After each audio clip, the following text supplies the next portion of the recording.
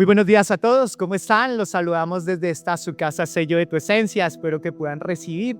No sé en qué momento vas a recibir este mensaje, pero algo que estábamos orando antes de iniciar con la iglesia es que siempre hay una oposición para recibir la palabra. Siempre hay una oposición. Generalmente cuando uno está pasando los videos, uno generalmente pasa de video en video si no es captado de una.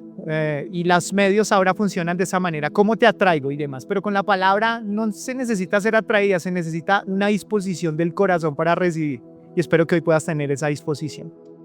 Miren, yo les voy a confesar algo que es muy interno, pero a mí a veces me entristece como a veces algo que nosotros llamamos milagros en las iglesias y demás se ha convertido en manipulación, se ha convertido en chantaje, se han convertido en una manera donde la palabra milagro se ha convertido en algo en lo cual nosotros hablamos de una manera despectiva, como que no creemos en los milagros. Y a veces vemos en videos y demás como, salieron haciendo un milagro, pero luego salen y dicen, no, eso fue manipulación. Algunos dijeron, no, mire cómo el agua la convirtieron en vino, pero resultó que tenían por allá un líquido que le metieron a la copa y demás. Y eso ha avergonzado el ministerio, eso ha avergonzado la iglesia.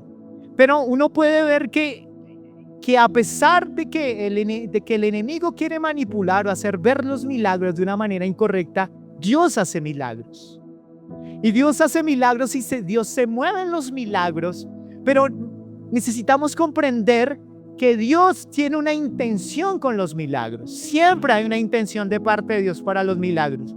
Pero también podemos ver en la palabra unos patrones que se repiten para realmente recibir un milagro que viene de parte de Dios. Un milagro que tú puedes verlo. Eso puede ayudar a tu fe. Claro que puede ayudar a tu fe. Qué bueno poder hacer una oración y que el Señor te responda a esa oración, porque los milagros te ayudan a fortalecer tu fe. Y está bien. Pero lo que en esta mañana quisiera que pudiéramos estudiar básicamente es un principio, no es el más importante de allí, pero es un principio de cómo Dios puede hacer un milagro y cómo Dios puede hacer milagros. Yo sé que posiblemente necesitas un milagro en tu vida cuando tú dices, no, es que yo tengo un familiar que no cambia y yo le hablo, solamente un milagro de Dios lo puede hacer. Pero a veces nuestra confianza en ese milagro lo decimos por decirlo, pero no hay una confianza en que Dios pueda hacerlo. Un milagro en nuestra salud, ¿sí? Y lo decimos de una manera despectiva o como que tengo que decirlo para ser buen cristiano porque el Señor qué pensará de mí, pero realmente mi corazón no está creyendo que pueda suceder. Entonces en esta mañana lo que queremos hacernos es unas preguntas. ¿Dios puede hacer un milagro con mi vida? ¿Para qué sirven los milagros y cómo operan esos milagros?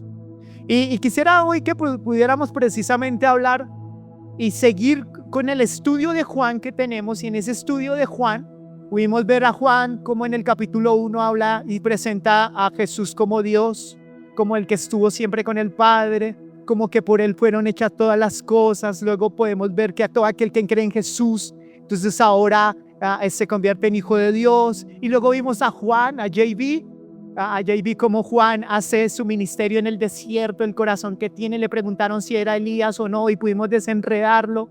Y luego allí tiene un llamado, que es un llamado a sus 4 primeros apóstoles que el Señor tiene allí.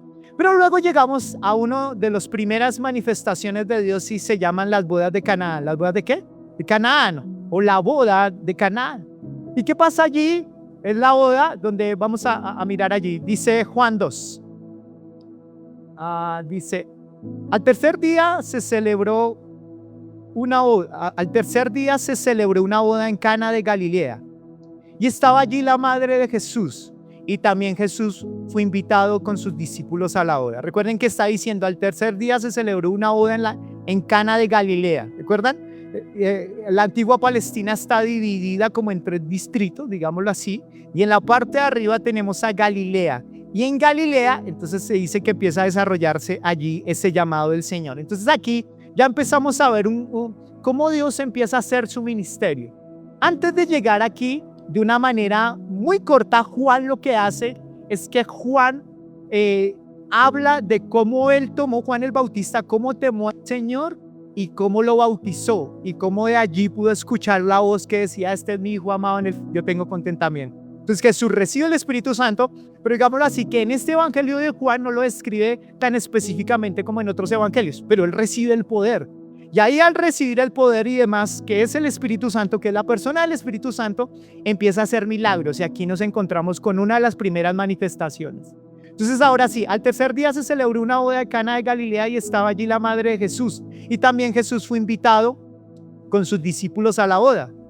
Cuando se acabó el vino, la madre de Jesús le dijo, ¿no tiene vino? Y Jesús le dijo, mujer, no tienen vino, dijo ella. Y Jesús le dijo, mujer, ¿qué nos va a ti y a mí en esto?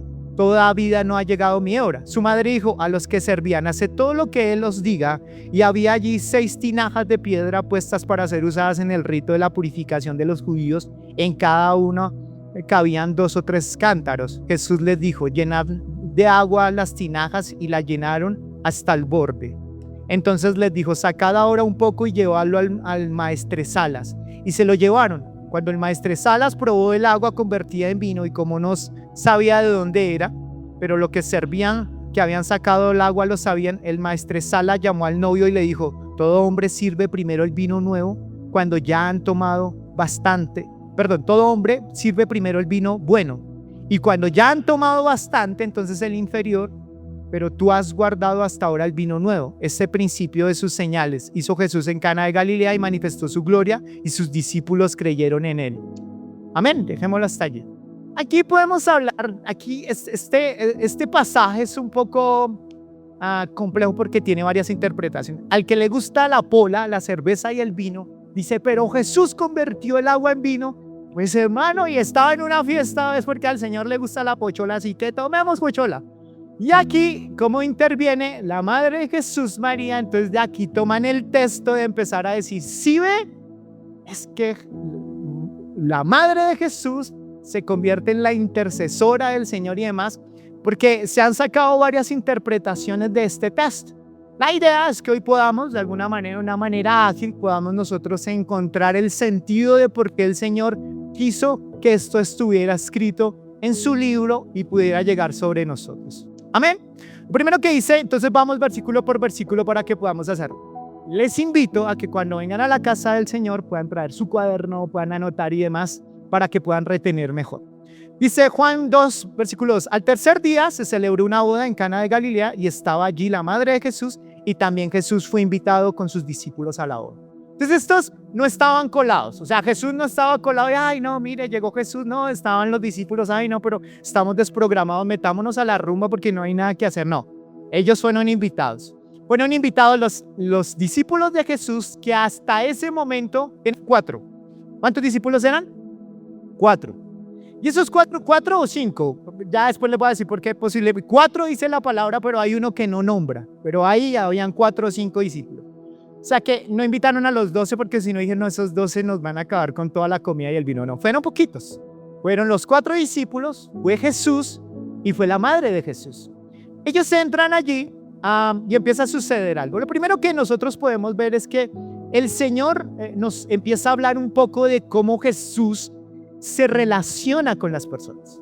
O sea, para que inviten a Jesús es porque conocen a Jesús. Y Jesús es precisamente, si hay algo que podemos ver en Jesús, es que es un hombre dado a los demás y es un hombre que entiende las necesidades de los demás, porque Jesús, si lo invitaron a esta cena es precisamente porque era alguien que estaba cercano a ellos. Ahora, algunos dicen que posiblemente era que ellos eran amigos de Jesús o de María, de la madre de Jesús, tenían algún tipo de cercanía y por eso a ellos los invitaron. Ahora, cuando Jesús... Lo primero que vemos, o lo segundo que podemos ver es como cuando invitas a Jesús a tu casa, las cosas empiezan a ser bendecidas. O sea, de alguna manera tú y yo, matrimonios, aquellos que están solteros y demás, necesitan a Jesús en su vida. Los matrimonios, aquí iba a ser bendecido por Jesús una relación entre un hombre y una mujer donde iban a casarse. Si hay algo que tú y yo tenemos que reconocer es que una relación lejos del Señor como matrimonio es una relación que va a ir al piso. ¿Por qué? ¿Por qué lo dice? Deje de ser tan fanático, pastor. Porque las estadísticas lo dicen. Dicen que básicamente hay un porcentaje muy alto de matrimonios que lo hacen con otras expectativas para verse en Instagram, para ver que sí, yo era la fea del salón, pero me pude casar y demás, pero a los meses después finalmente se acabó. Porque si hay algo que tú y yo necesitamos en nuestra vida, en nuestra relación con nuestros hijos o en las relaciones que tenemos, es a Jesús. Cuando Jesús dice que Él es, que cordón de 3 dobleces, quien lo romperá, no se rompe tan fácilmente, y está diciendo que un cordón de 3 dobleces o una cabulla de 3 dobleces o 3 cabullas que se unen en una, es como tiene que ser nuestra vida espiritual con el Señor y con nuestro matrimonio. Un hombre y una mujer deben estar allí, pero ¿quién debe estar en el medio? Jesús. Y en el Nuevo Testamento nos habla posiblemente de ella tiene a Jesús, pero no lo tiene a Él. ¿Cómo hace? Necesita un milagro. Necesita que a través de su testimonio y de la palabra del Señor ese hombre se pueda acercar a abrazar a Jesús. Amén. Eso es lo que el Señor nos está invitando. Entonces, arrancamos allí. Y estaba allí la madre de Jesús. Se supone que en este tiempo ya Jesús, básicamente José había muerto. ¿Y quién se acerca? Es la madre de Jesús, María. Él ya había muerto. Pues se supone que el Señor se va de su casa a los 18 años, cuando puede dejar segura a su mamá y demás. O sea, es alguien bien responsable y puede ver que ella tiene los medios y las personas para poderle ayudar en eso. Entonces podemos ver que en este versículo nos habla de la clase de Jesús que es. Es un Jesús que está interesado en que todo esté bien o en las personas que están a su alrededor. Luego dice Juan 2, versículo 3. Cuando se acabó el vino, la madre de Jesús le dijo, ¿no tienen vino? Y Jesús le dijo, mujer, ¿qué nos va a ti y a mí en esto? Todavía no ha llegado mi hora. Lo primero que podemos ver es una boda sin vino. Se especula varias cosas. Que estas dos personas se iban a casar y posiblemente eran pobres, pero en la cultura se había una fiesta que se celebraba no como de un ratico en una noche, sino que se celebraba durante 7 días seguidos. Era un matrimonio. Y era una fiesta donde los vecinos y todos se metían allá. Yo no sé si a chismosear o qué, pero todo el mundo participaba y era un carnaval y demás.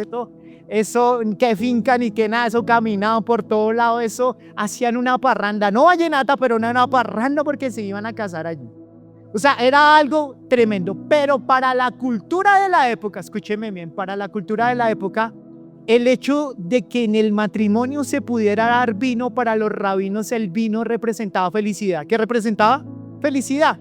Ahora, no porque se emborracharan, ya vamos a hablar de eso, sino a decir, pastor, sí, me gusta la charla, me está diciendo que hay que entrar en la parranda. Entonces, ellos están felices, pero ante la cultura, miren, era tan tremendo esto, que si el hombre tenía que darle a la mujer el vino, o sea, para toda la fiesta, la familia de él y la familia de ella, sobre todo la familia de él, eran los que tenían que compartir el vino. Pero sobre todo, sobre quien caiga esa responsabilidad era sobre él. Entonces podrían decir, no, ese novio va a ser chichipato, que mire ese vino que da. Hermano, y yo ya les auguro que aquí para adelante les va a ir mal, porque esa era la manera de pensar para ellos. Culturalmente, era tan cultural, miren esto, que podrían demandar. Yo esa noche estuve en la fiesta allá de ese matrimonio, pero no repartieron un buen vino, yo lo voy a demandar. Imagínense, o sea, había hasta la cultura, usted podía demandar si no le habían dado, no como ahora, que ahora a uno le tienen que dar sobrecito para que le inviten a uno al matrimonio. No, los del matrimonio eran todos los que daban lo mejor porque era un momento supremamente importante. Ahora recuerden que esos matrimonios no eran como que, se conocieron por Facebook, carita, no sé qué, nos vamos a encontrar en tal lado. No, los papás se elegían con quién se iban a casar. Imagínense si eso fuera ahora, ¿no? Imagínense. No, pero resulta que esos matrimonios duraban mucho más tiempo. Algo de sabiduría tienen los papás. Paréntesis. Nunca te cases o nunca te novies en contra de tus papás. Cierro paréntesis. Entonces, si hay algo que entonces me empieza a mostrar es que era delicado el hecho de que no hubiera un buen vino. Que había un vino que tenía que entrar en la entrada, pero también al finalizar tenía que tener un buen vino. Pero generalmente en estas fiestas daban el mejor vino y al último daban chirrinchi, ¿cómo es que le dicen? Guarapo. Les daban puro, les daban refajo. Y daban otra cosa, porque ya estos manes están tomados, pues hagámosle, démosle cualquier cosa y intoxicados. No, esto no era de esa manera. Aquí está hablando de algo totalmente diferente. Pero entonces, ahí hay un problema. Realmente era, aquí nosotros lo vemos de una manera jocosa, pero realmente si no había vino era algo bien complicado. Y se iba a empezar a mirar mal a la pareja. Como que no iniciaron bien. No actuaron bien, ¿no? Y la familia y demás. Y eso era un tema de señalamiento cultural. Entonces dice allí, cuando se acabó el vino, la madre de Jesús le dijo, no tienen vino. Ahora, ¿por qué María sabe eso? Fue porque ellos se sentaron a orarle a María y le dijeron, María, recuerda esto. No. Ahora, ella se dice que tiene una relación con esta familia y que ella puede saber lo que tiene una persona de intimidad con otra. Me hago entender, como que usted sabe que usted tiene una intimidad con alguien y a todo el mundo no le cuenta. Pero viene Ana María y María sabe que no tiene vino. Ahora, se dice que posiblemente ella era la que estaba también organizando la boda, ¿sí? O que había un acercamiento mucho más íntimo. Y ella viene y le dice a Jesús, le dice, cuando se acabó el vino, la madre de Jesús le dijo, no tienen vino. Y Jesús le dijo, mujer, ¿qué nos va a ti y a mí en esto? Todavía no ha llegado la hora. Entonces aquí hay varias cosas importantes. Jesús le responde y le dice, mujer, ¿qué nos va? O sea, como que, mujer, pues esta situación a nosotros no nos compete, ¿sí? No es que Jesús está diciendo, no de mala, yo no sé, eso a mí no me importa. No, el Señor está diciendo, no, a mí no me compete eso.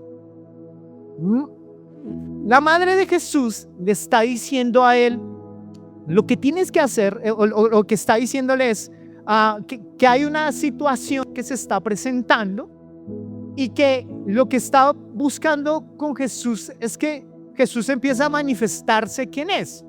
Miren en este contexto. María tiene un hijo. Recuerden que con José, para que María no sea avergonzada delante de los hombres, y José la acepta, porque por eso el Señor le habló por medio de José para que entendiera que ahí venía primogénito. Ella tenía un afán de alguna manera en tratar de demostrar que Jesús era allí el Mesías. Y ella lo que lleva es a decirle a Jesús, mira lo que está pasando con ellos, ¿por qué no haces algo? Y el Señor le dice, es que todavía no ha llegado mi momento, o sea, no ha llegado el tiempo.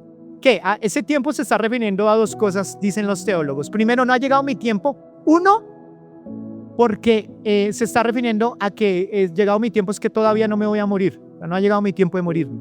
O dos, no ha llegado mi tiempo de iniciar el ministerio. Porque en la Biblia habla del inicio del ministerio, pero básicamente ahorita vamos a ver que aquí se inicia el ministerio del Señor. Entonces aquí dice allí entonces que ella, ¿qué le dice el Señor allí? ¿Qué tienes conmigo, mujer? Pues, ¿qué tienes conmigo? Y Jesús se está refiriendo a su madre como un término de respeto. Él está diciendo, ¿qué tienes conmigo, mujer? Entonces algunos dicen, es que Jesús fue irrespetuoso. ¿Por qué? Porque no le dijo, no mamá, pero yo cómo voy a hacer. Él empieza a decirle, madre, ¿cómo le dice? Madre, ¿qué tienes conmigo, mujer? Perdón, no dice madre, sino ¿qué tienes conmigo, qué? Mujer. ¿Por qué no le dijo mamá? Mamita, no es el momento. Porque el Señor aquí en estos momentos empieza a entender algo. Él empieza, en mujer se está refiriendo a un término de respeto.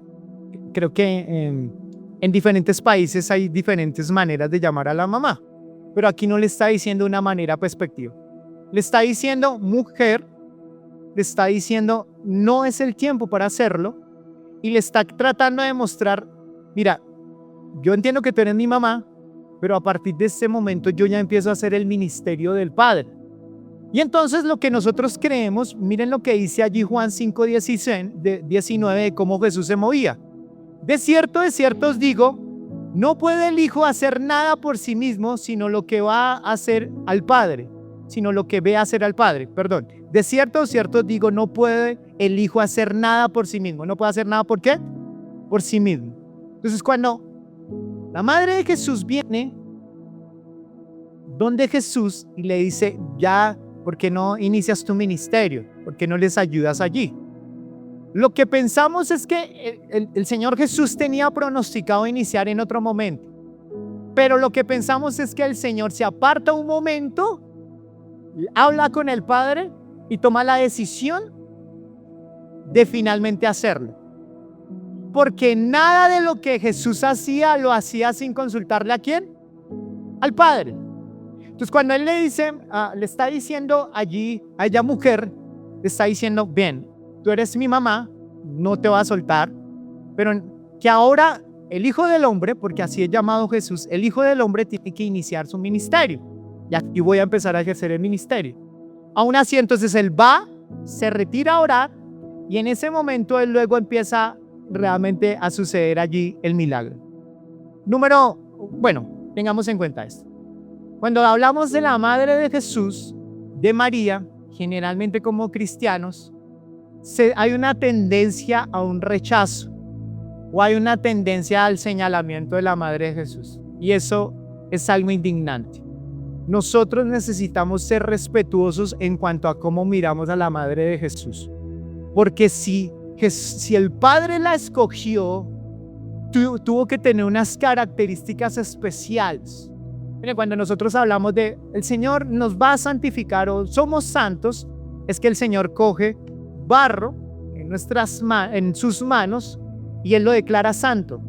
El hecho de que ya lo haya cogido a ti y a mí nos declara santos siendo personas ingratas y demás, pues somos santos. Ahora, el Señor elige a María como la madre de Jesús y es algo en lo cual nosotros tenemos que respetar. Es algo en lo cual nosotros tenemos también que admirar de la relación que Jesús tenía con su mamá y como la relación que María tenía con su hijo. Amén. Y vamos a ver acá que aun cuando Jesús le dice no ha llegado el momento, no es el tiempo, ella no empieza como a manipularlo. Pero Jesús, y yo todo el caldo que le he dado a usted y usted no viene a hacer caso. ¿Usted quién cree? Usted no. No. Ella entiende porque ella comprendía que Jesús era el Mesías. ¿Que Jesús era quién? El Mesías. Y ahora miren el consejo que da. Entonces, ya Él dice, aún no ha venido mi hora. Ya explicamos qué. Entonces luego en el versículo 5 mismo dice allí, su madre dijo a los que servían, hacer todo lo que Él los diga. ¿Hacer todo lo que Él qué? Les diga. O sea, si tuviéramos a María en estos momentos, viva, nosotros le preguntaríamos, ¿qué debemos hacer? María respetuosamente nos diría, bien, está bien, pero yo quiero decirte que yo no hago el milagro. Quien hace el milagro es Jesús, así que le dice que haga todo lo que ¿qué? Lo que Jesús es ¿qué? Diga. O sea, yo entiendo que el concepto que tenemos a veces es que la madre de Jesús tiene un poder. Si hubiera sido de esa manera, ¿quién no hubiera hecho el milagro? Del vino y del agua, convertirla en vino. María. Pero ella sabe, ella entiende mejor quién va a hacer el milagro, quién es el Redentor, quién es el que va a dar las respuestas, quién es. Jesús, sin miedo. ¿Quién? Jesús. Eso es lo que nos está diciendo el texto. Entonces está diciendo, hace todo lo que os dijere. Si uno ve en las escrituras, la madre de Jesús no aparece muchas veces en la palabra, es muy poquito donde aparece, pero cuando hablaba cosas muy profundas. Pero aquí está diciendo, hace todo lo que dijere, porque es básicamente el principio de un milagro. Vaya y haga lo que Él dice que debe hacerles. Él los conoce, Él entiende, Él es el ungido, Él es el llamado. Ahora, luego allí llega y dice en versículo 6, y había allí 6 tinajas de piedra, puestas para ser usadas en el rito de la purificación de los judíos. En cada una cabían 2 o 3 cántaros. Jesús les dijo, llenad de agua las tinajas y la llenará hasta el borde. Entonces Jesús, cuando ya decide hacer el milagro, entonces Él dice, hay 6 tinajas. En cada tinaja eran tinajas de piedra, en cada tinaja eran como unos 100 litros en cada una de ellas, 113 litros en cada una de ellas de agua. ¿Para qué tenían esos recipientes? Esos recipientes los tenían como el agua de la purificación. ¿Como el agua de qué? De la purificación. ¿Y para qué era la purificación? Porque cuando iban a entrar a una casa, tenían que estrictamente lavarse las manos y lavarse los pies. Recuerden que el chicharrón más grasoso era aquel que tenía que lavar los pies, ¿recuerdan? ay, mire esa uña encarnada de nuevo y no, y ahí los callos y demás. Él tenía que lavarla con esa agua. Ahora, ese recipiente estaba limpio, ¿no? Ya quiero decirles con eso. Y él toma esos recipientes y les dice a los que estaban ayudando allí, les dice, ¿saben una cosa? Vayan, llénenlo completamente de agua. Y ellos obedecen. Van y hacen lo que el Señor les está diciendo. Háganlo. Entonces, uno de los principios que encontramos, o uno de los segundos principios que encontramos para hacer un milagro, el primero es lo que dijo la madre de Jesús. Vayan y hagan todo lo que Jesús, ¿qué? Diga. Lo que Él diga. Y lo segundo es hacerle caso a Jesús. O sea, Jesús, ellos hubieran podido decir, no, con un solo poquito de agua y ya. No. Con toda el agua lo llenaron completamente y en ese momento es cuando finalmente están llenos de agua, donde el Señor hace allí el milagro, porque Dios quería allí hacer ese milagro de esa manera, que pudieran hacerlo de la manera correcta. Miren esto. En el Antiguo Testamento había un hombre que se llamaba Naamán. ¿Cómo se llamaba? Naamán. Naamán era un general que tenía mucho dinero y mucho reconocimiento. Era un capitán de Siria, un general de Siria. El hombre tenía el dinero que usted se imagina. Tenía la autoridad. Y tenía unos muy buenos contactos. Eran tan buenos sus contactos que el hombre no le faltaba nada en la vida. Pero un día el hombre empieza a contar y de repente se le cae un dedo. Se le cae en la sopa y se la va a tomar. No, mentiras, pero él tiene una enfermedad que es la lepra. ¿Qué enfermedad es? La lepra. Y él sabe que eso es un chicharrón. ¿Por qué? Porque, digámoslo así, es como que ahorita lo más teso en este tiempo es el cáncer. A alguien le dicen cáncer y eso automáticamente quiere morir. Para ese tiempo la lepra era algo terrible. Precisamente porque era contagiosa. Segundo, porque iba a descomponerse completamente la persona. Y tercero, porque iba a separarse de su familia. Entonces Naamán lo que hace es intenta mirar cómo poder ayudar. ¿Quién le puede ayudar? Y entonces él tenía allí una mujer que era la que les cocinaba, como la sirvienta literalmente. Y ella era del pueblo del Señor. Y ella, escuchando la conversación que tiene él con su esposa, le dice, mira, hay un profeta, que ese profeta le puede ayudar. En Israel hay un profeta que le puede ayudar a sacar de esa lepra. Y él dice, ¿dónde es? No sé qué. Al man le hubieran dicho, mire, vaya, hágase yoga. El man hubiera ido. No, el man estaba con el deseo de recibir un milagro, porque solamente un milagro lo podría salvar. Él finalmente se va para Israel. Allí hablan con el profeta y él se enoja, porque él lleva cartas de presentación ante el rey y el rey rasga las vestiduras y el profeta escucha y van donde finalmente anda el profeta. Él va con todos sus carros blindados, imagínense carros blindados, más seguridad, tenía mucha seguridad y demás, y llega allí y de repente él golpea donde el profeta. Y cuando sale un sirviente y le dice, hágame un favor, es que venimos acá, somos nosotros, Naamán, por favor dígale al profeta que salga. Van y le dicen al profeta y el profeta ni siquiera sale. Y va y le dice, ¿qué mandó decir el profeta? Que para que usted se sane de esa lepra, vaya y se mete en el río Jordán, en tal lado. Y el hombre se ofende. ¿Este man qué le pasa? O sea, ese man no sabe quién soy yo. Discúlpame, o sea, ¿no sabes? No sabe que yo tengo mucho dinero, reconocimiento, traje cartas de presentación y demás. Y él se enojó, porque él estaba esperando que el profeta saliera y extendiera sus manos y dijera, ahora recibo el milagro, despiértese. No, pensaba que de esa manera iba a funcionar. El man estaba esperando que saliera el profeta, extendiera sus manos, hiciera 3 palabras mágicas y que el milagro llegara. Y el man se ofende. Y cuando le dijeron que se metiera a la parte del Jordán donde se iba a meter, era la parte de la cañería donde salían las aguas sucias de una ciudad que estaba ahí cercana. O sea, mejor dicho, le está diciendo, vaya y métase en San Benito, donde lavan los cueros. ¿Yo? Discúlpame, ¿no sabes dónde dice el manicure? Mira mi manicure. Porque él tiene un problema y él se ofende. Pero llega alguien de los que está allí y le dijeron, mire hermano, pero si viajamos tan lejos, haga lo que dice el profeta. Y finalmente dice que lo convencieron. Y cuando lo convencieron, él le había dicho exactamente que tenía que meterse 7 veces. ¿Cuántas veces? 7 veces. Si quiere recibir el milagro, váyase esa... No, mentira, pero 7 veces.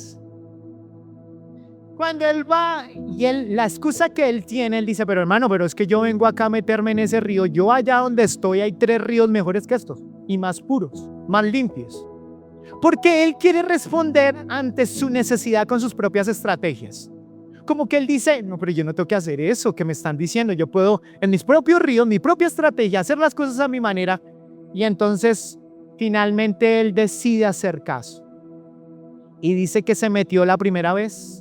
Dijeron, ay, no vale, no mentira, lo metió la primera vez, la segunda, la tercera, la cuarta, la quinta, la sexta, la séptima y finalmente recibió ¿qué? El milagro. Si hay algo que tú y yo debemos comprender para recibir un milagro es que siempre hay un propósito. Ahora, si ustedes me preguntan, ¿este hombre por qué recibió el milagro? El primer milagro que Naamán recibió, ¿saben cuál fue? Curarlo de orgullo. Porque él era arrogante.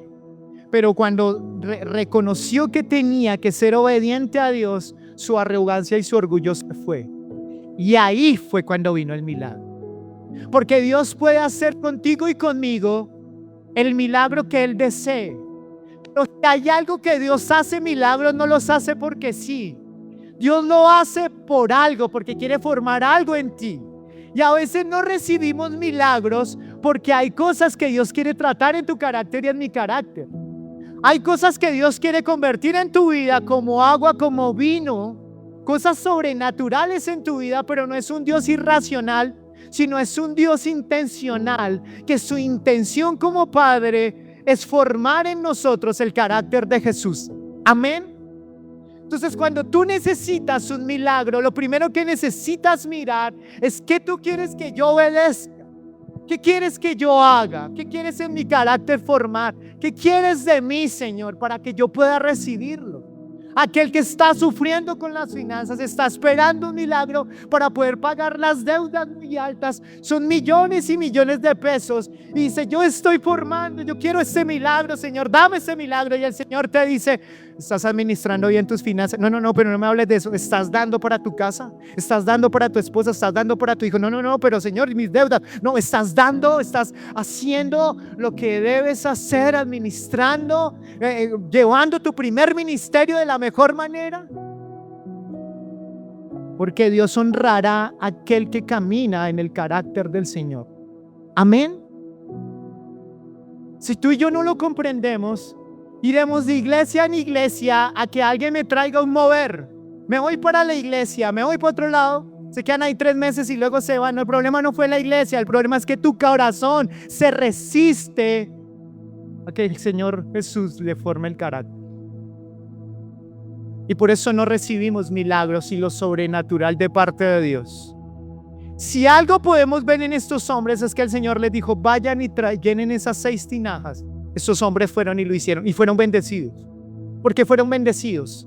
Porque estos hombres fueron testigos de que como alguien coge agua y no fue frutiño y no fue algo que le echó a ellos, sino que se convirtió en vino, porque cuando se convirtió en ese vino, fueron y se lo llevaron al maestro Sala. El maestro Sala se está refiriendo al organizador de matrimonios y al man no le podían meter gol, porque el man sabía el buen vino. Y el man se sorprende tanto y dice, pero este vino está bueno. Y él va donde el novio y le dice, oye, tremendo. Pues porque generalmente aquí lo primero que hacen es reparten el mejor vino al inicio y usted lo va a repartir al final. Y eso me enseña varias cosas. Primero, que el Señor no va a dejarte avergonzar y Dios va a traer milagros sobre tu vida. Él hubiera podido decir, aquí no hay vino, yo quiero hacer el milagro para no dejar avergonzar. No, él secretamente le cubre la espalda ¿a quién? Al novio, a la pareja. Mira, si hay algo que el Señor debemos comprender es que Él y tú y yo somos llenos de misericordia con Dios y Dios nos ha hecho muchos milagros para evitarnos tantas cosas. Miren esto. Generalmente uno puede reconocer un buen árbitro en un partido de fútbol. ¿Saben cuándo uno reconoce que es un buen árbitro? Cuando no hablan del árbitro. ¿Sí me hago entender? Pero cuando empiezan a decir, no, el árbitro, pero está quitando tiempo, pero el árbitro ya, y eso no era penalti, entonces uno ya empieza a ver, ese man es mal árbitro. El buen árbitro se reconoce porque, ¿qué? Porque no se habla de él. Mira, nos sorprenderemos en el cielo de muchos milagros que Dios ha hecho en ti y en mí que no nos sabemos, no nos hemos dado cuenta. Hace unos días, hace 2 o 3 días, una persona de aquí del servicio de nuestro liderazgo se cayó en un segundo piso y otro no estaría acá y está acá por un milagro de parte de Dios. Y uno dice, pero ¿cómo? Tenía una nalga prepotente para que poder, ¿qué pasó? ¿Qué tiene? ¿Saben? Tú y yo no nos damos cuenta de muchas de las cosas que Dios nos está librando. Porque el carácter de Dios es todo el tiempo estar haciendo milagros, todo el tiempo está hablándonos, todo el tiempo está cuidando a tu familia, todo el tiempo. Y el Señor está tratando de mostrarnos en esta mañana que Él está interesado y está preocupado por lo que tú te preocupas y Él quiere traer solución sobre tu vida. No dejarte en ese chicharrón por allá botado. Dios quiere hacer un milagro. Amén.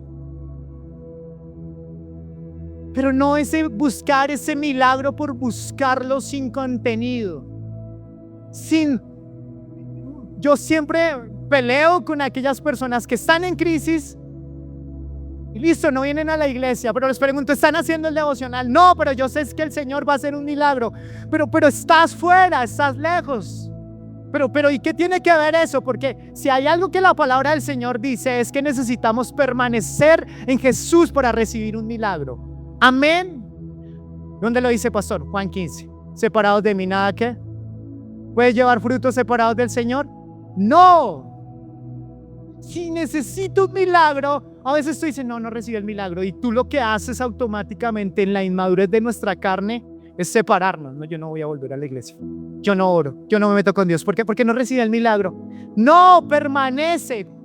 Pedro, cuando le habla a los exiliados, les dice, yo sé que están pasando por un momento difícil, pero acuérdense, permanezcan y recuerden que la gloria venidera es mucho mejor que el problema que tienes ahora. Amén. ¿Cuántos dicen amén a eso? Nos invita a madurar. Si hay algo que Santiago dice es que la prueba forma nuestro carácter y forma paciencia. ¿Forma qué? Paciencia. Si hay milagros, tenemos que conocer esto. Hay cosas que Dios no las hace en mi tiempo, sino en el tiempo que Él desea. Cuando la madre de Jesús viene y le dice, hazlo ahora. Y el Señor le dice no. Pero luego cambia de opinión y determina hacerlo. Es exactamente, el Señor hace el milagro en el momento que Él desea hacerlo. Que Él quiere hacerlo. Hay cosas que Dios se demorará, pero Dios está probando nuestro carácter en permanecer. Necesitamos permanecer en el Señor. Dice, Spurgeon dice, cuando se te pide que creas en Él, cree en Él hasta el final. Cuando se te ha dicho que le ames, ámale hasta el final.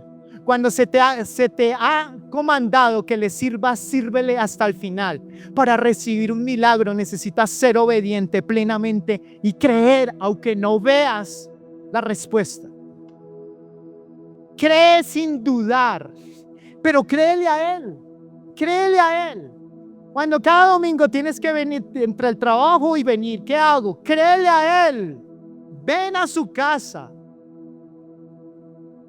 Porque cuando eres fiel a esos principios vas a recibir la respuesta. Juan 2. Entonces le dijo, sacad ahora un poco y llevadlo al maestresala, y se lo llevaron. Cuando el maestresala probó el agua convertida en vino, y como no sabían dónde era, pero los que servían que habían sacado el agua lo sabían. O sea, el maestresala nunca se enteró, pero los que tomaron el agua y vieron eso en vino y lo convirtieron en vino fueron bendecidos y dijeron, wow. El maestresala llamó al novio y le dijo, todo hombre sirve primero el vino bueno, y cuando ya han tomado bastante, entonces el inferior, pero tú has guardado hasta ahora el vino nuevo. Bueno, perdón. Miren esto. Si hay algo que el Señor hace contigo y conmigo, es que generalmente uno piensa que ha vivido lo mejor, pero el Señor dice lo mejor está para venir para ti, para mí. La eternidad está para ti, para mí. La mejor relación con Dios viene para ti. Lo mejor, donde tú pones un punto, Dios pone una coma y dice, aquí no han acabado las cosas, déjame obrar. Aun cuando aparecen las aguas agitadas, para ti es un punto. No pongas un punto, es una coma. Porque el mejor vino viene para tu vida. Dígale al que está a su lado, el mejor vino, como una promesa del Señor, viene para tu vida. Eso es. No estoy hablando de tratar de hablar de cosas irracionales, sino es la promesa. Y aquí algunos dicen que es una señal. Generalmente cuando van a sacar los profetas o las profecías, generalmente los principios hablan del final. Y este es el principio del ministerio de Jesús con esa señal. O sea, algunos la relacionan que así va a ser al final de nosotros, que recibiremos el mejor vino, porque lo mejor está por venir. No puedes perder la esperanza en ello. Amén. Juan 2:11, y aquí voy a hablar de por qué el Señor hizo ese milagro específicamente y para ellos. Este principio de sus señales hizo Jesús en Cana de Galilea y manifestó su gloria y sus discípulos creyeron en él. ¿Y sus discípulos creyeron en quién? En él. Después de esto, bajó a Capernaum, Juan 2:11. Después de esto, bajó a Capernaum, él con su madre, sus hermanos y sus discípulos, pero allí no se quedaron muchos días. Pero me quedo en el 11. Es este principio de sus señales hizo Jesús en Cana de Galilea y manifestó su gloria y sus discípulos creyeron en él. Acababa de traer ¿cuántos discípulos con él? 4 discípulos. Y él los llamó. Y él dice que él hace ese milagro para ayudarles a afirmarles en quién estaban creyendo. O sea, ese milagro tenía 2 razones de ser: para la gloria del Señor y para mostrar a los discípulos de quién estaban creyendo. Amén. A veces necesitamos esas manifestaciones de parte de Dios para afirmar nuestra fe, está bien, pero no nos podemos convertir en personas que solamente se mueven por milagros. Si no, entonces, si los milagros formaran el carácter, entonces el pueblo de Israel no se hubiera demorado 40 años en entrar a la tierra prometida, porque si alguien recibió milagros, ¿quién fue? O sea, imagínense que en la noche, de repente, en el desierto, una columna de fuego y uno dice, wow, y otra noche y otra, wow, ¿eso no los impresionó? Y cuando iban en el desierto había una nube, el calor tan tremendo y una nube que los protegía. ¿Eso no era ver los milagros todos los días? Pero entonces, ¿qué pasó con el carácter? Entonces, los milagros no forman el carácter. Y a veces tú dices, tranzas así de esa manera: Señor, si tú me haces el milagro y me cambias a mi hijo, mire, Señor, mire, hasta de rodillas voy allá a la iglesia. ¿Verdad que soy cristiano? Pero no, o sea, se compromete. No, así no funciona. Estoy manipulando a Dios, como, mira lo que estoy haciendo. No se trata de esa manera. Vamos a recibir milagros cuando entendamos que el Señor tiene una razón, quiere glorificarse y quiere mostrarte. Lo otro también es que cuando recibas un milagro, recuerdes de quién viene. Pero yo a veces veo milagros de gente que fue sana de COVID, gente que lo salvó Dios de la muerte. Y los primeros días después de que salen, a todos les hablan de, la gloria de Dios, cómo estuvo, gracias Señor. Pero luego no permanecen en el Señor. Y eso habla muchas veces de ingratitud. Porque somos buenos para saber lo que nos falta, pero no somos buenos para saber lo que Dios ha hecho con nosotros. Y si hay algo que debemos tener en cuenta claramente, es lo que Dios ha hecho con nosotros, porque Dios no ha cambiado. Amén, porque Dios no, ¿qué? Ha cambiado. Entonces, en esta mañana, ya por ahí terminando, quiero decirles que Dios quiere traer un milagro, porque muchos de nosotros necesitamos un milagro. Pero necesitamos obedecerle al Señor, como el mejor consejo de la Madre de Jesús: hagan lo que Él les dice. Y luego, después de encontrar lo que a Él y señalarlo a Él, entonces ahora dime qué debo hacer. Obedece y dale la gloria al Señor. Recuerda que si hay algo que el Señor hace, porque en este pasaje a veces se muestra como que la Madre de Jesús es buena y Jesús no, porque se tiende a interpretar que Jesús no le importaba. Y eso uno lo podría respaldar con otros textos, pero uno no ve en eso en Jesús. Uno ve a Jesús todo el tiempo preocupado por otros. Bueno, ante la necesidad de otros no quedaba callado. Siempre Jesús estuvo preocupado por la necesidad de otros. Amén. Y el Señor no está callado y no se quiere quedar callado, y nadie lo puede callar ante la necesidad que tú tienes. Y Dios está preocupado por esa necesidad y quiere traer una respuesta para su vida. Pero, presta atención. Porque generalmente somos de los que damos vueltas a todo mundo y estamos enfermos y le preguntamos a mi amigo doctor, a la prima doctora, al ingeniero, a no sé qué, a ese que me pueda ayudar, el de la clínica y no sé qué, y de últimas oro. Ya no quedo de otro. Oro. No es así. Busquémoslo a Él. Él es lo primordial. Pero el Señor no está interesado solo en... Vayan y evangelicen, vayan y digan. No, el Señor está interesado en que le conozcamos, en que lo amemos. Porque Dios quiere traer milagros para tu vida. Amén. Dios los guarde y Dios los bendiga. Gracias por este tiempo para compartir y que el Señor pueda formar el carácter y pueda traer un milagro para tu vida. Dios los bendiga, Dios los guarde.